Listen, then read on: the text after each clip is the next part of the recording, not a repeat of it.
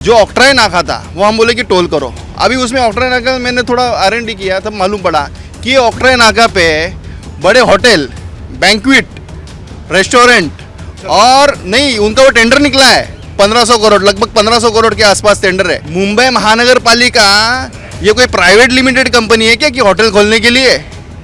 इसमें हॉस्पिटल क्यों नहीं खोला? मतलब जो जनते के लिए चाहिए महानगर पालिका से वो कुछ नहीं है। ये कुछ भी इसमें जो कुछ करना है मन मर्जी पे, खाली इनको बिजनेस करना है। अरे मुलुंड टोल नाका हटाओ ना, थाने में ले लो ना आगे। फिर इतनी पड़ी है ना ट्रैफिक की, मुलुंड का टोल नाका भी हटाओ ना। उधर क्यों नहीं हटा रहे? इधर ही टोल नाका क्यों हटा रहे? मन में बिजनेस करने का है, वो खुली बात है, इसके लिए वो सब चल रहा है।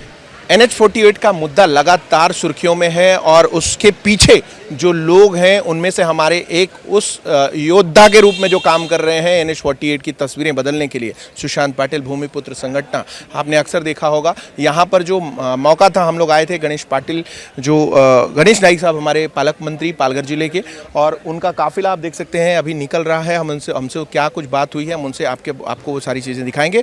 पर सुशांत जी ने जो मेहनत की है, जो चीज़ें अभी तक इनका प्रोग्रेस है, हम उनसे बात करें। सुशांत जी, आज फिलहाल आपने क्या कुछ चर्चा की? आपका दो मुद्दा है, एक टोल का, और इस पर क्या चर्चा हुई है, क्या आश्वासन मिला?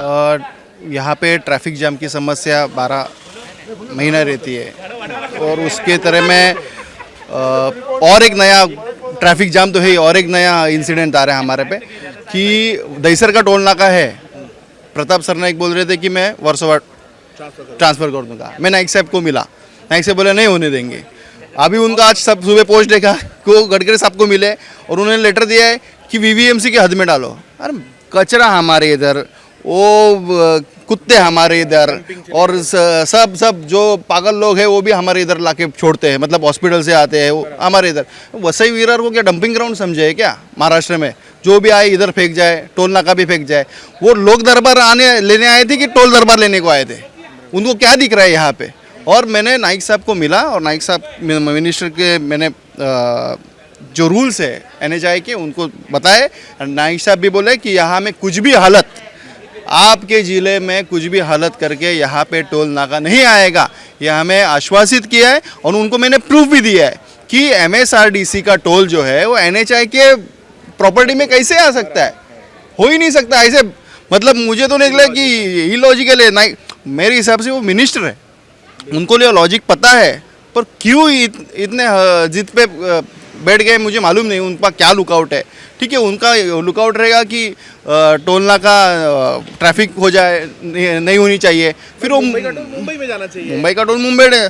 और मैंने बोला कि उसमें ऑप्शन है कि ऑक्ट्रा है। मैं आपको एक खुलासा करना चाहता हूँ, यहाँ पे हमारे वसई विरार में सबसे दिक्कत है हॉस्पिटल की, मीरा भाईंदर में सबसे बड़ी दिक्कत है हॉस्पिटल की।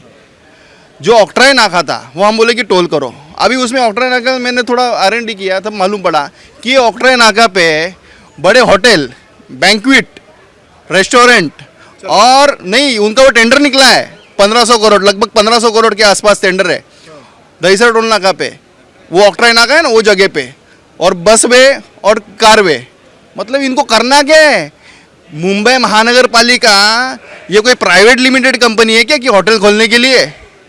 इसमें हॉस्पिटल क्यों नहीं खोला? प्रॉपर्टी में होटल चाहिए उनको पैसा खाना है, उनको पैसा कमाने का है। वो लॉजिक है, इसके लिए वो जिद पे बैठे। ऐसा मुझे लग रहा है कि उनको वो चाहिए होटल का। मतलब उधर मैंने टेंडर जो है मैं वो पढ़ा, उसमें 3-4-6-7 स्टोर ले तो होटल है, कैफ़े है, ऑफिसेस है। मतलब जो जनते के लिए चाहिए महानगर पालिका से वो कुछ नहीं है। ये कुछ भी इसमें जो कुछ करना है मन मर्जी पे, खाली इनको बिजनेस करना है बस। इनको मैं बोला ठीक है ना, वो करके हॉस्पिटल खोले ना। हमें इतनी अच्छी बात है कि उप मुख्यमंत्री वो आरोग्य दूत के बारे में बात करते कभी भी, जो एकनाथ शिंदे साहब है, उनको ये पता होना चाहिए कि हमारे राज्य में क्या हो रहा है। होटल जिधर हॉस्पिटल की ज़रूरत है उधर होटल खोल रहे बड़ा, वो भी 1500 करोड़ का हो रहा है पूरा प्रोजेक्ट। और उधर टोल नाका मुझे तो लग रहा है उसका ही कुछ उसी कारण वहाँ पे वो अभी उधर रिसोर्ट खोल रहा है, होटल खोल रहा है, कैफ़े खोल रहा है।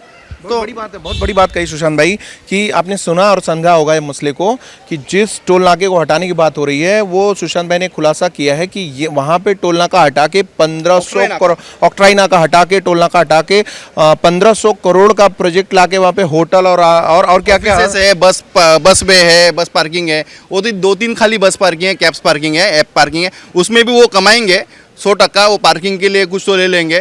पर मेरी ख्वाहिश थी कि यहाँ पे हॉस्पिटल बड़ा हो सकता था, सेंटर पॉइंट था, मुंबई का था, पालघर का था, थाने का था, जो लोग मुंबई नहीं पहुंच पाते उनके लिए बहुत अच्छा था।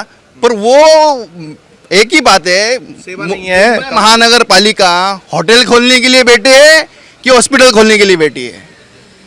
बस उनका जो काम है, जो महापालिका है, जो पालक तत्व है, महापालिका मतलब क्या, पालक तत्व, गार्डियन, लेकिन वो भाव और भावना वो भाव है, वो हो गया अभी सब उनका। सब अभी 10 साल से मजा हो रहा है। नगर सेवक नहीं है, महापौर नहीं है, खाली पैसा कमाने का है, बाकी कुछ नहीं है। उसके लिए वो अरे मुलुंड टोलना का हटाओ ना, थाने में ले लो ना आगे। फिर इतनी बड़ी है ना ट्रैफिक की, मुलुंड का टोलना का भी हटाओ ना, उधर क्यों नहीं हटा रहे, इधर ही टोलना का क्यों हटा रहे?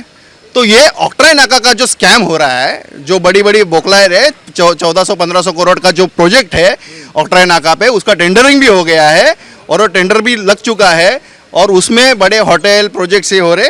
वो यानी जब आप कह रहे हैं टेंडरिंग हो गया, इसका मतलब है कि टोल नाका शिफ्ट होने ही वाला है। भले वो वसई विरार में आप नहीं आने दोगे तो वो मैं मीरा भाईंदर में उठा के ठोक देंगे। वो तो मीरा भाईंदर में ही डाल देंगे। अभी वो खाली जनता को मीठा बात करने के लिए बोले हैं कि वसई विरार में लेके जाएंगे। वसई विरार में तो हो ही नहीं सकता है, हमारी कॉरपोरेशन है और हमारे गार्डियन मिनिस्टर हमारे साथ है, कैसे आएगा?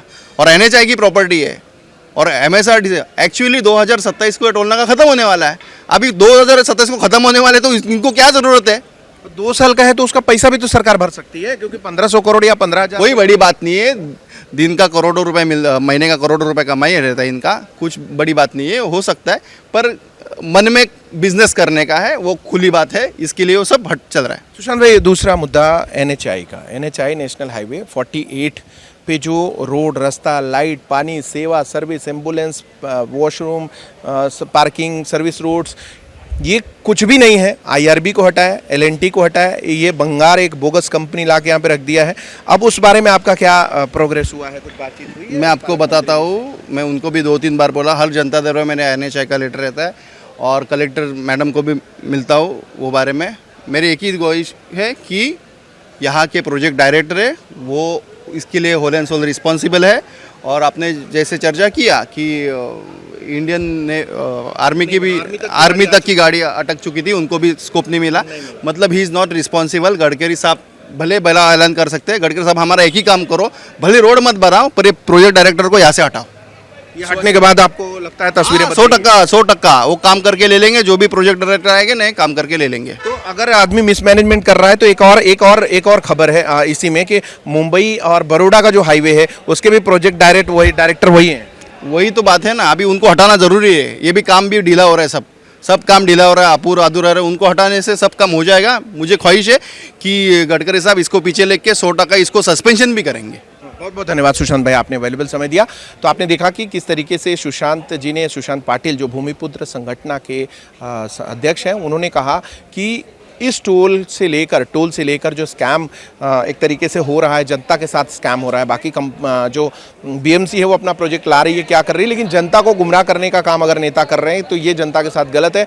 दूसरी बात, ये जो वसई विरार में टोल लाने की बात हो रही है उसमें गणेश नाइक पालक मंत्री ने कहा कि यहाँ पॉसिबल ही नहीं है, वो फॉरेस्ट की ज़मीन है और फॉरेस्ट की ज़मीन हम देने वाले नहीं है। दूसरा मुद्दा ये कि NHAI national highway authority of India का जो पार्ट है मुंबई अहमदाबाद हाईवे, उसके बारे में गणेश नाइक जी ने आश्वासन दिया कि इसमें जो भी कार्य चल रहे हैं 5-6 कॉन्ट्रैक्टर जिस तरीके से मिलीभगत करके और पूरी तरह दुर्व्यवस्था अव्यवस्था फैलाए हैं उनके ऊपर कार्रवाई होगी और आगे की जो कार्रवाई है फाइनेंस रोकना वगैरह जो भी हो प्रोसेस में लेके जाएंगे।